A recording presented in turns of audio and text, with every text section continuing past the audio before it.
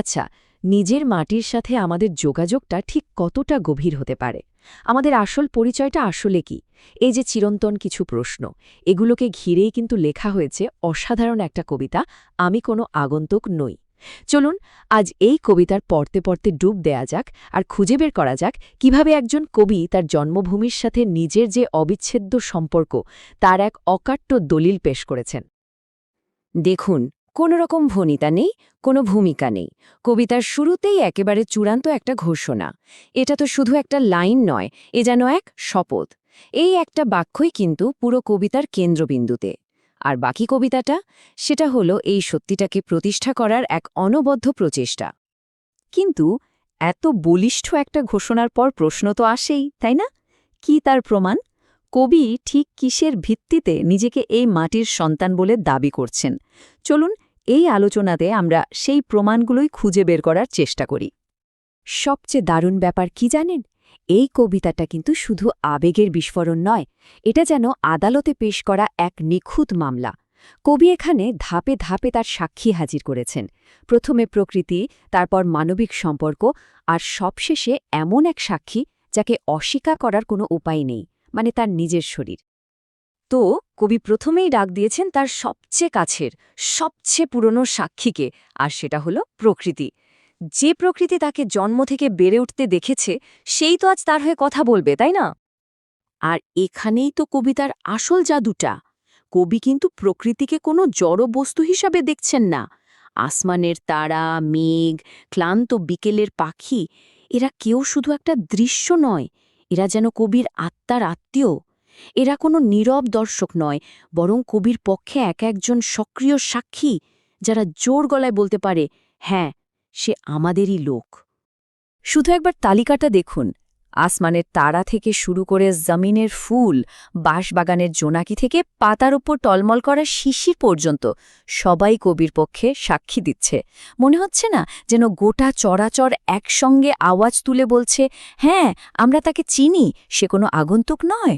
বলুন তো, এতজন সাক্ষীর পর কবির দাবিকে আর অস্বীকার করা যায়? প্রকৃতির এই বিশাল সাক্ষ্যপর্ব শেষ। এবার কবি আমাদের নিয়ে আসছেন আরও কাছের একটা বৃত্তে। এবার সাক্ষী হল মানুষ, একেবারে মাটির মানুষ, যাদের সাথে তার নারীর টান, জীবনের সব লেনদেন। আর এই চেনাটাও কিন্তু পিভুপহর নয়। কবি শুধু কদমালীর নাম জানেন না, তিনি তার অকাল বার্ধক্যে নত শরীরটাকেও চেনেন। মানে তার পিঠের ওই ভাঁজটা পর্যন্ত চেনেন, যে ভাঁজটা সময়ের আগেই বুড়িয়ে যাওয়ার গল্প বলে। এটা তো শুধু চেনা জানা নয়, এটা হলো অন্যের কষ্টকে নিজের কষ্ট বলে অনুভব করা, এক গভীর সহমর্মিতা। একটা মানুষের ক্লান্ত চোখের আধার চেনার মানেটা কি বলুন তো? এর মানে হল তার না বলা কথাগুলোও শুনতে পাওয়া, তার জীবনের লড়াই, তার ভেতরের হাহাকার, এই সব কিছুর অংশীদার হওয়া। সত্যি বলতে কি, এই বন্ধন অনেক সময় রক্তের সম্পর্কের চেয়েও অনেক বেশি গভীর হয়ে ওঠে। আর সবচেয়ে গুরুত্বপূর্ণ দিকটা কি জানেন? এই চেনাটা কিন্তু একতরফা নয়। কবি যেমন সবাইকে চেনেন, ওরাও কিন্তু কবিকে চেনে। জমিলার মার সেই শূন্য খাঁ রান্নাঘরের গল্পটা যেমন কবি জানেন, ঠিক তেমনি কবিও তো সেই গল্পেরই একটা চরিত্র। আর এই যে একে অপরকে চেনা, এই পারস্পরিক স্বীকৃতিই তো আপন হবার সবচেয়ে বড় দলিল। তাহলে দেখুন, প্রকৃতি সাক্ষী দিল, মানুষ সাক্ষী দিল, কিন্তু এবার কবি এমন এক প্রমাণ আনছেন যার চেয়ে বড় সত্যি আর কিছু হতে পারে না। আর সেই প্রমাণটা হল তার নিজের শরীর, তার রক্ত মাংসের অস্তিত্ব। কিন্তু এই মাটির সাথে কবির শারীরিক বন্ধনটা ঠিক কতটা গভীর, কতটা সত্যিকারের, এর উত্তরটা কিন্তু আমাদের একেবারে স্তব্ধ করে দেয়। কবির অস্তিত্ব তো কোনো কাল্পনিক ব্যাপার নয়, এটা একেবারে নক্কর, বাস্তব। তার হাতের ছাপ লেগে আছে গ্রামের প্রতিটা লাঙলে, প্রতিটা বৈঠায়, তার গায়ের ঘাম মিশেছে এই মাটিতে। তার শ্রম যেন এই মাটির ইতিহাসের পাতায় পাতায় লেখা হয়ে গেছে। আর এটাই তো হলো আসল অকাট্য প্রমাণটা। মাটি আর কবি এখানে দুটো আলাদা সত্তা নন। এই মাটির স্নিগ্ধ সুবাস কবির শরীরেরই অংশ, তার নিঃশ্বাসে, তার রক্তে। শরীর থেকে যেমন এই মাটির গন্ধকে আলাদা করা যায় না, ঠিক সেভাবেই তো কবিকে তার জন্মভূমি থেকে আলাদা করা অসম্ভব। প্রকৃতি, মানুষ আর নিজের শরীর, এই তিন সাক্ষ্যের বয়ান শোনার পর পরিচয় জিনিসটা আসলে কি, তা যেন আমাদের সবার কাছে জলের মতো পরিষ্কার হয়ে যায়। পরিচয় মানে তাহলে শুধু একটা নাম বা ঠিকানা নয়।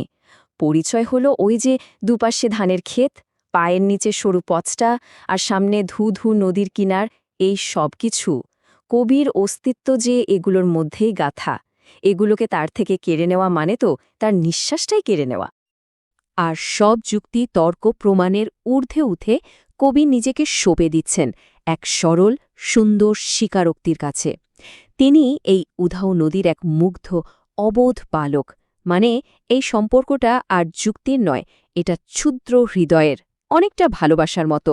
এর কোনো ব্যাখ্যা হয় না, শুধু গভীরভাবে অনুভব করা যায়। শেষ পর্যন্ত কবিতাটা আমাদের প্রত্যেকের কাছেই একটা প্রশ্ন ছুড়ে দেয়, আমাদের আসল পরিচয়টা কি? একটা কাগজাত, নাকি আমাদের শেকড়? যে মাটি, যে মানুষ, যে স্মৃতি দিয়ে আমাদের অস্তিত্বটা তৈরি, সেটাই কি আমাদের আসল পরিচয় নয়?